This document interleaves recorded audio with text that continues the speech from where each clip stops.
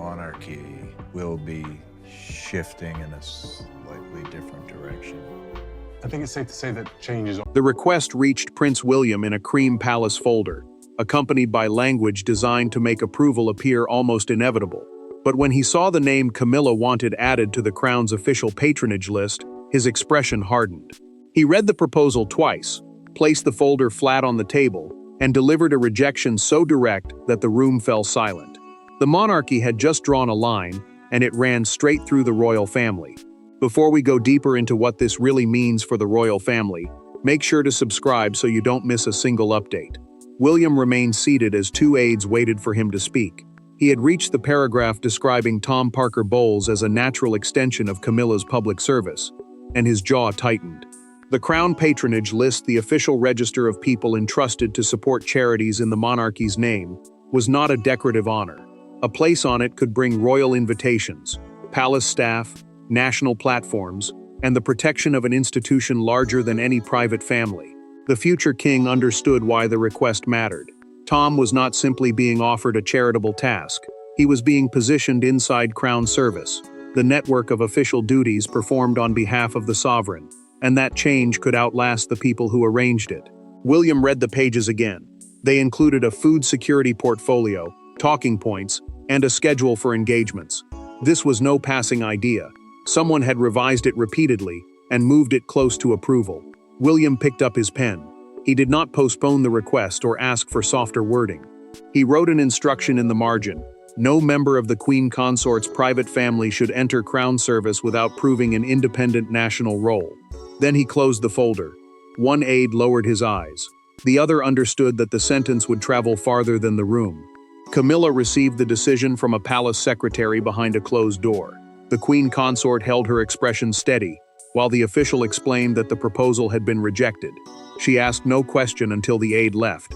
Then she gripped the edge of a side table, stared at the unopened copy before her, and whispered that William had made it personal. Her anger carried something deeper than disappointment. She believed her son had been denied dignity because of who his mother was.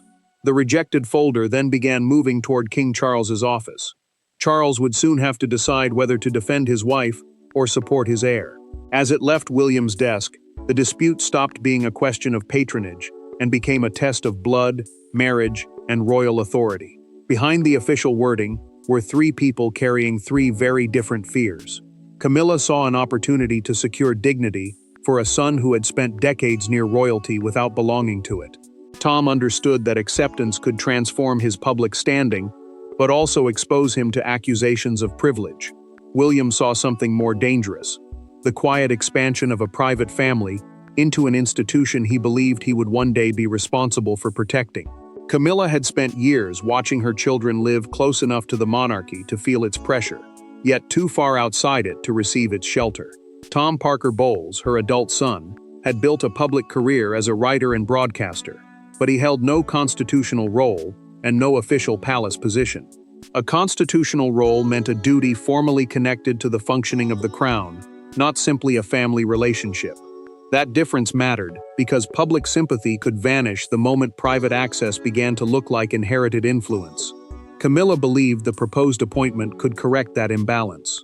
At a private breakfast before William's rejection became known, she told Tom that the role would allow him to serve rather than spend the rest of his life being judged by his mother's marriage. She spoke gently, but he heard the urgency beneath her words. For her, the request was not only about charity. It was about proving that her family had endured the cost of royal life without ever being allowed to share its dignity. Tom did not reach for the proposal with enthusiasm. He set down his coffee and admitted that entering the crown's orbit might make the public believe he had waited for his mother's rise to claim a reward. The crown's orbit, the circle of people given access, recognition, and influence through the monarchy, could elevate a person quickly, but it could also trap them inside suspicion. He feared that every future appearance would be judged not by what he did, but by who had opened the door. Camilla tried to reassure him. She had chosen a food security and community nutrition portfolio because it closely matched his public work, making the position appear practical rather than personal. Tom understood the logic, yet the careful fit troubled William even more. To the prince, the proposal looked designed to seem independent, while still relying entirely on palace influence. The smoother the argument became, the more deliberate the plan appeared. Charles now stood at the center of the fracture. Approving the request would comfort his wife and give Tom the public purpose she believed he deserved. Supporting William would preserve the boundary his heir considered essential. Yet the rejection was not born from suspicion alone. One earlier palace ceremony had already convinced the prince that a harmless invitation could become the first step toward permanent access. Months before the patronage request arrived, William witnessed a moment that others dismissed as harmless. At a national charity reception inside St. James's Palace, Tom was unexpectedly introduced to guests from the same position normally reserved for official royal representatives. Camilla watched with unmistakable pride. Charles allowed the moment to continue, but William noticed the photographers, the altered introductions, and the way one temporary courtesy was already being interpreted as a permanent change in status. William understood the pressure surrounding the monarchy's patronage system. Senior royals were carrying heavier public workloads, while palace planners searched for recognizable figures who could support charities without placing more strain on the core family. A patronage system meant the formal network through which members of the royal household lend their name and attention to charitable causes. The idea sounded practical, but it also created a dangerous opening. Once someone stepped forward in the crown's name, the public could begin treating that person as part of the institution. Camilla's advisors had already begun discussing whether experienced members of her family could join selected public service initiatives without becoming working royals. Working royals are family members who carry out official duties on behalf of the monarch and receive palace support for that work. The queen consort believed limited involvement could help useful causes while avoiding any formal change in status. William feared the opposite. He saw how easily one carefully managed appearance could become the foundation for something permanent. The turning point came at the St. James's Palace National Food Partnership reception. Tom Parker Bowles had been placed among the general guests, but shortly before the principal introductions, Camilla quietly signaled an aide. The official crossed the room and brought her son forward. Tom hesitated, then accepted the position beside recognized royal representatives. William watched him move. He also watched Charles give a faint nod instead of correcting the arrangement. William said nothing during the reception, but the silence hardened inside him. Tom looked uneasy. Camilla looked satisfied, and the king treated the change as too small to challenge. Yet the following morning, internal summaries described Tom as having represented the royal household's interest at the event. That wording mattered because it suggested official authority where none had been granted. William privately ordered the language corrected through a written note to the communications office. He then learned the phrase had come from a briefing prepared by a member of Camilla's own team. The discovery changed everything. From that moment, the prince decided that any formal proposal involving her relatives would require explicit approval. When Camilla finally entered the same room as William, with the rejected proposal between them, both understood they were not arguing about one appointment. They were reliving the moment trust had first broken. There were no cameras, no advisors, and no ceremonial smiles when Camilla confronted William. The rejected folder rested on a table between them like evidence in a trial. She entered prepared to defend her son's qualifications, but the prince refused to debate resumes. His objection was not to Tom's character, it was to the precedent. What followed exposed years of buried resentment neither of them could disguise behind royal courtesy. Camilla had specifically requested the meeting without secretaries or communications staff. She wanted no official record, no softened summary, and no aide standing nearby to turn anger into polite language. The queen consort believed there was still room to negotiate. A temporary ambassadorship, an informal role, allowing someone to support a cause without becoming an official royal representative, might satisfy William. So might one charity, 1 year, one carefully controlled trial. Camilla opened the folder and pushed it across the table. "My son is not a threat to your future," she said. William did not reach for the document. He kept his hands still and answered that Tom was not the issue. Royal endorsement was. Once the crown placed its name behind someone, the appointment carried access, status, and influence that could not easily be withdrawn without scandal. William chose every word carefully, but restraint only sharpened the wound. Camilla accused him of judging her children by standards never applied to other relatives who had benefited from family connections. She reminded him that Tom had lived for years under public suspicion, without asking for a title, a residence, or protection. The prince paused. Then he told her that old mistakes did not justify new ones. They were the reason he refused to create another exception. Camilla's anger finally broke through. She revealed that Charles had already expressed personal support during a private recorded conversation, and had promised the request would receive a fair hearing. She had taken those words as more than kindness. She had believed the king's approval was almost secured. William's expression changed, but his decision did not. He explained that his office controlled participation in the future-facing patronage review, the process deciding which causes and representatives would shape the monarchy's next era.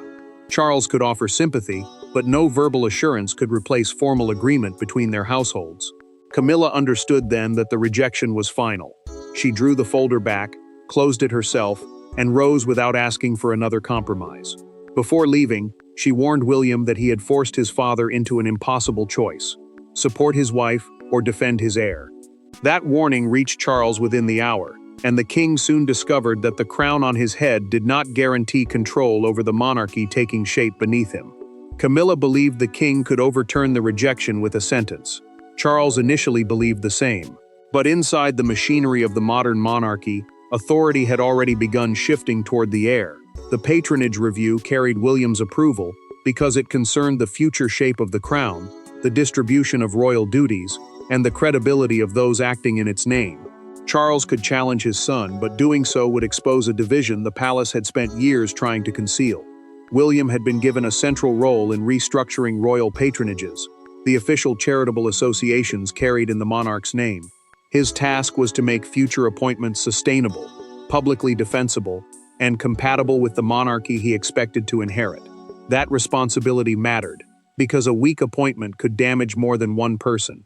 It could make every royal cause look like a reward handed to family, rather than a duty earned through service. Charles remained sovereign, and the sovereign is the reigning monarch with final constitutional authority. Yet this disputed appointment sat inside a joint transition framework, a working arrangement requiring cooperation between the king's household and the Prince of Wales's office.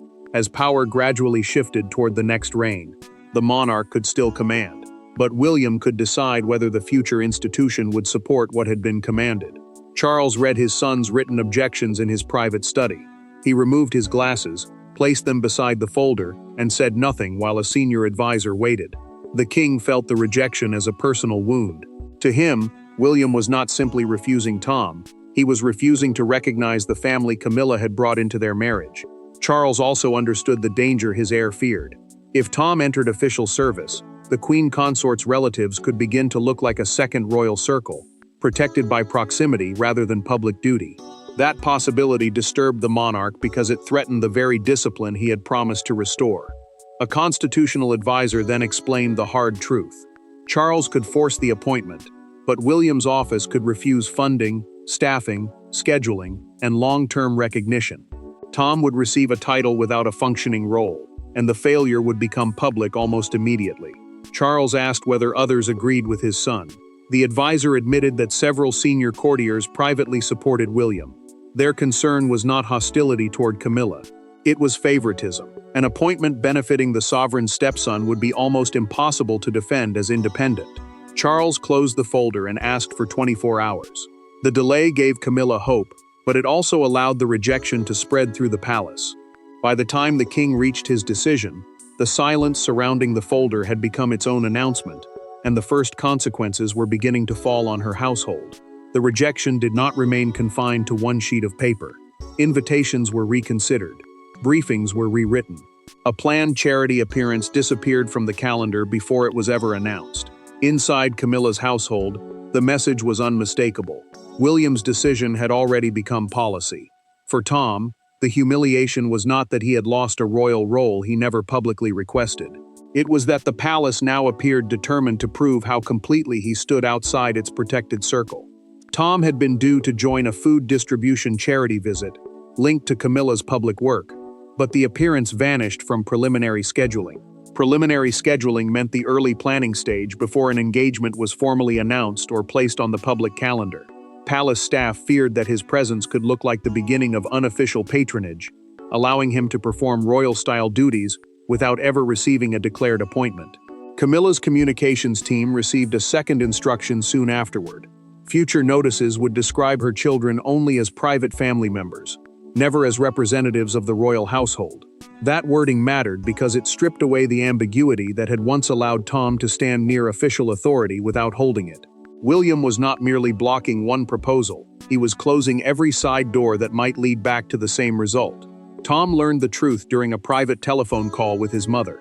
He listened without interrupting as Camilla explained the rejection, the cancelled visit, and the new language imposed on her household. Then he asked the question she had feared.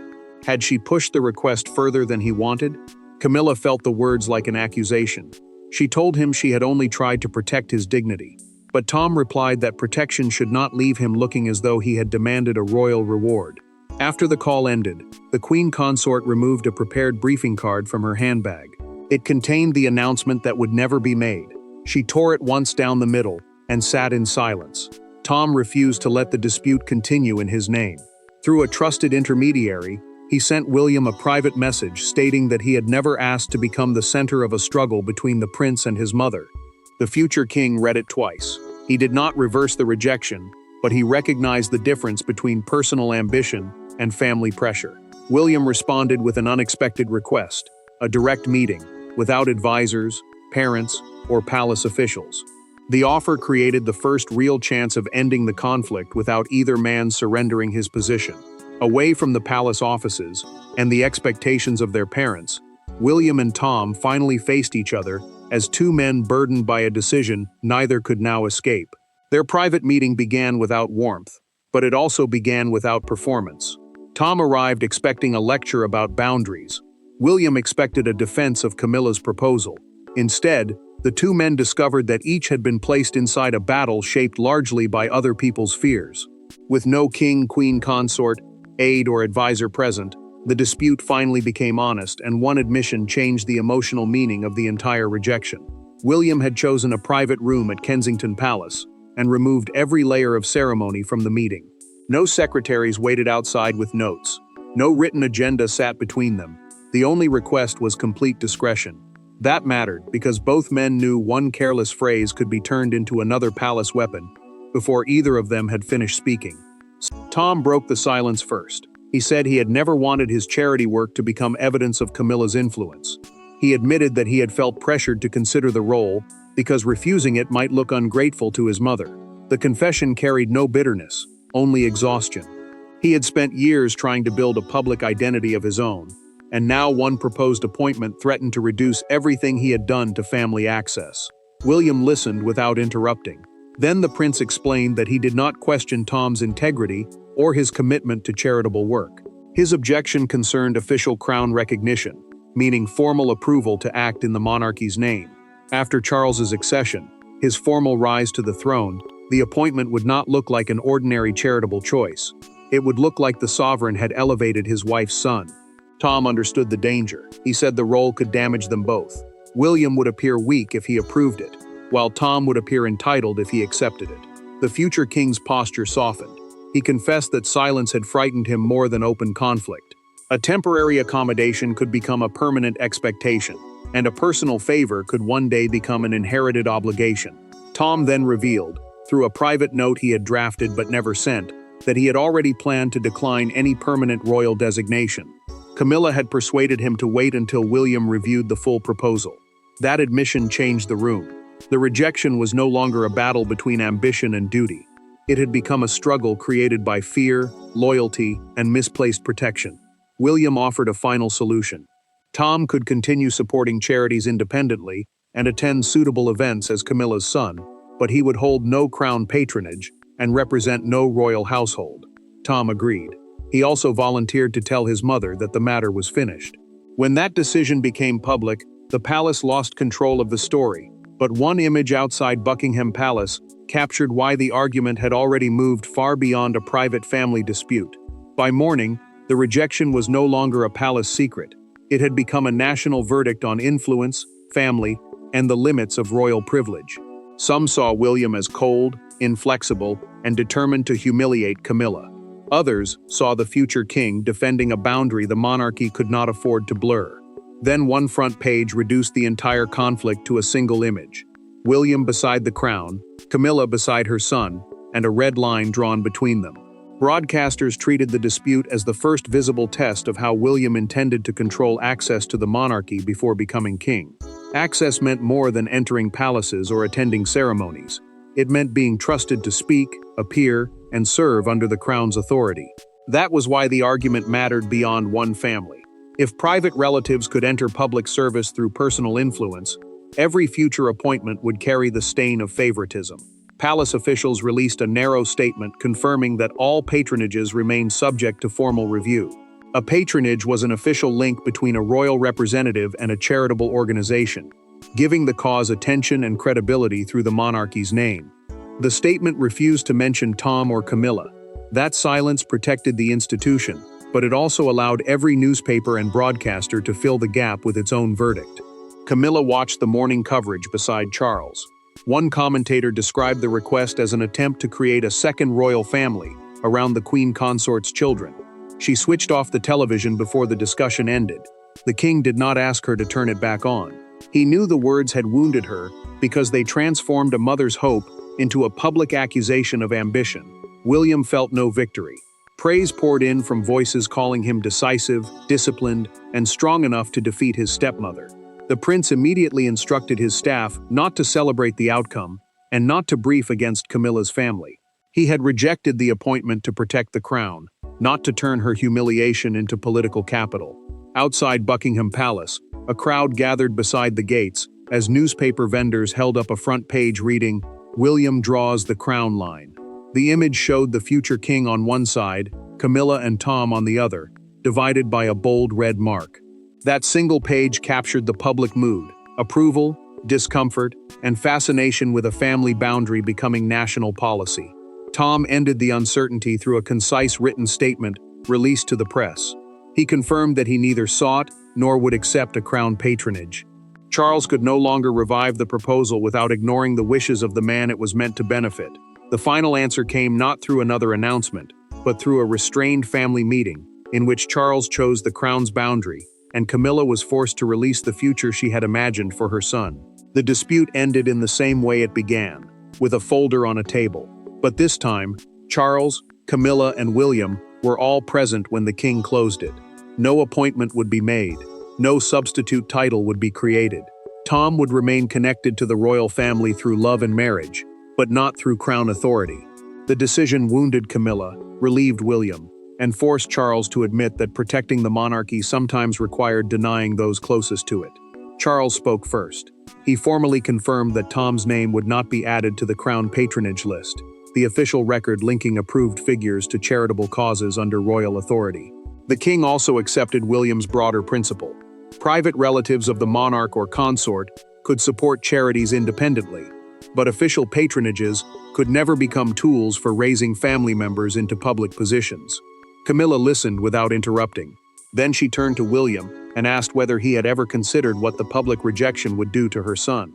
The queen consort did not sound angry now. She sounded tired. She had wanted to protect Tom from years of judgment, yet the attempt had placed him at the center of the very suspicion she feared. William answered carefully. He said he had considered the damage from the beginning. The prince believed approval would have exposed Tom to far greater hostility, because every speech, invitation, and charitable appearance would be treated as proof that his mother had opened the palace door for him. The rejection had been painful, but acceptance could have followed him for the rest of his life. Charles closed the folder and reached for Camilla's hand. She did not argue again. Her disappointment remained, but Tom's own written refusal had removed the final reason to continue the fight. The king understood that forcing the appointment now would not defend his wife. It would ignore her son. William then made the boundary unmistakable. It would not apply only to Camilla's family. It would govern his own relatives, Catherine's family, and anyone whose private connection might be confused with public entitlement. That promise mattered, because a rule aimed at one household could look like punishment. A rule applied to everyone became principle. Tom continued his charitable work without palace staffing, royal funding, or an official designation. He lost the status Camilla had imagined, but he preserved something more important, an identity that could not be dismissed as a gift from the crown. The verdict was final. William's future monarchy would place service above proximity, accountability above sentiment, and survival above family comfort. Camilla lost the role she wanted for her son. Tom escaped becoming a symbol of favoritism. Charles accepted the cost of drawing a line. The folder was removed, the appointment was erased, and the boundary remained, leaving the monarchy bruised but clearer about the difference between belonging to a royal family and being entitled to act in the name of the crown. Thanks for watching. Please don't forget to like and subscribe, and we will see you in next one.